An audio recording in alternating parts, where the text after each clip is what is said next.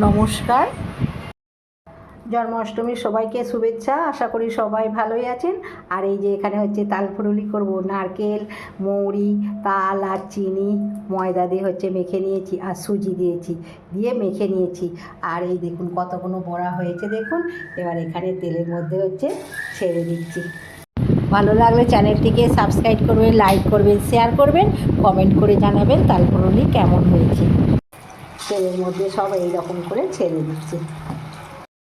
এবার হালকা হাতে নেড়ে চেড়ে দিচ্ছি। আর মিডিয়াম আঁচে করতে হবে। ফুল আঁচে ভাজলে কিন্তু তালপুরুলিগুলো ভেতরটা কাঁচা থেকে যাবে আর বাইরেটা তাড়াতাড়ি লাল হয়ে যাবে। আর ফুলে কতটা বড় হয়ে যাচ্ছে দেখুন। এই রকম করে নাড়াচাড়া করে ফুলুরিগুলো ভেজে নিচ্ছি। এই দেখুন বন্ধুরা, নাড়াচাড়া করে সব ফুলুরিগুলো ভেজে নিলাম। এবার তুলে নিচ্ছি। সব তালপুরুলিগুলো ভাজা হয়ে গেছে, খুব সুন্দর দেখতে লাগছে। আবার দেখা হবে। ততক্ষণে সুস্থ থাকবেন, ভালো থাকবেন, অবশ্যই আমার পাশে থাকবেন। নমস্কার।